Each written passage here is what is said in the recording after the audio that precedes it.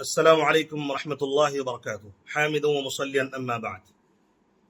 معزز ناظرین و سامعین، جیسا کہ آپ حضرات کو معلوم ہے، نماز میں جو کچھ پڑھا جاتا ہے اس کا ترجمہ سکھانے کی کوشش جاری ہے۔ آج ہم یاد کریں گے سورۃ قریش کا ترجمہ۔ میں نے سورتوں کے ترجمے کی یاد کرنے کی ترتیب یہ بنائی ہے کہ کم سے کم 10 سورتیں جو عام طور پر عام نمازی اپنی نمازوں میں پڑھتے ہیں اس کا ترجمہ یاد ہو جائے۔ تو میں نے سورہ فیل، سب سے پہلے میں نے سورہ فاتحہ کا ترجمہ یاد کرانے کی کوشش کی، اس کے بعد سورہ فیل، اور آج ہم سورہ قریش کا ترجمہ یاد کر رہے ہیں۔ تو جب میں سورہ قریش کی آیت پڑھوں تو آپ بھی میرے ساتھ دہرائیں۔ میں تھوڑا تھوڑا وقت دیتا ہوں دہرانے کے لیے، اس کے بعد جب میں ترجمہ کرنے لگوں گا تو آپ بھی میرے ساتھ ترجمہ کریں گے۔ آئیے چلتے ہیں، شروع کرتے ہیں۔ اعوذ باللہ من الشیطان الرجیم، بسم اللہ الرحمن الرحیم۔ سورۃ قریش مکیہ۔ سورہ قریش کا پس منظر تھوڑا سا سمجھ لیجئے۔ سورہ قریش، یہ قریش والوں کے لیے اللہ تبارک و تعالیٰ نے عبادت کی ترغیب دلانے کے لیے نازل فرمائی۔ اصل میں ہوتا یہ تھا، قریش والے یمن اور شام کا سفر کرتے تھے تجارت کرنے کے لیے، اور اس وقت میں حالت یہ تھی، اگر کوئی بھی کہیں سفر کرتا تھا، ڈاکہ زنی اور اسی طرح چوری یہ بالکل عام بات ہو چکی تھی۔ اگر کوئی کسی قافلے کو دیکھتا تھا تو چند لوگ ہر وقت موجود رہتے تھے راستے میں کہ اس کو لوٹ لیا جائے۔ لیکن قریش والے کے ساتھ اللہ تبارک و تعالیٰ نے اپنا فضل فرمایا تھا بیت اللہ کی وجہ سے، چونکہ وہ لوگ آس پاس رہتے تھے، اسی لیے جب یہ لوگ سفر کرتے تھے، سردی کے موسم میں یمن جاتے تھے اور گرمی کے موسم میں ملک شام جاتے تھے، تو اللہ تبارک و تعالیٰ نے ان کی عزت لوگوں میں ڈال دی تھی بیت اللہ کی وجہ سے، کہ وہ لوگ آس پاس رہتے تھے، بیت اللہ کی کچھ خدمت بھی کیا کرتے تھے، صاف صفائی وغیرہ کا کام کیا کرتے تھے۔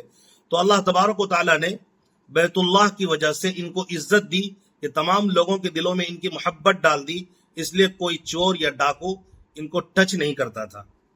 تو اللہ تبارک و تعالیٰ نے اس صورت میں ان کو کہا کہ اتنی بڑی نعمت تمہیں حاصل ہے اور تم گویا کہ اسی وجہ سے تم پل رہے ہو اور بڑھ رہے ہو اور محفوظ بھی ہو، لہذا تمہیں سب سے پہلے اللہ کو پوجنا چاہیے، اللہ کی عبادت کرنی چاہیے، اللہ کے علاوہ کسی کی عبادت نہیں کرنی چاہیے۔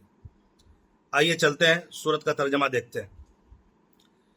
لِإِيلَافِ قُرَيْشٍ، چونکہ قریش کے لوگ عادی ہیں۔ لِإِيلَافِ قریش کا ترجمہ ہے چونکہ قریش کے لوگ عادی ہیں، یعنی قریش کے لوگوں کی عادت ہے سفر کرنے کی۔ آگے آ رہا ہے آیت میں، إِيلَافِهِمْ رِحْلَةَ الشِّتَاءِ وَالصَّيْفِ،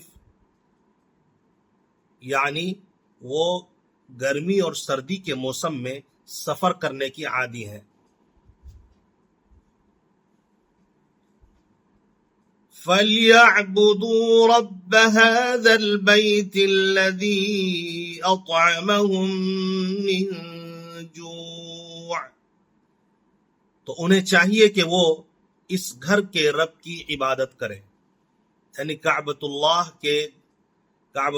کے رب کی عبادت کریں، یعنی اس خوشی میں، اس شکریہ میں کہ اللہ تبارک و تعالی ان کو آسانی کے ساتھ سفر کرنے کے لیے راہ ہموار کر رہا ہے، اس لیے فَلْيَعْبُدُوا رَبَّ هَذَا الْبَيْتِ، تو انہیں چاہیے کہ وہ اس گھر کے رب کی عبادت کریں، الَّذِي أَطْعَمَهُم مِّن جُوعٍ، جس نے اسے بھوک کی حالت میں کھانا کھلایا،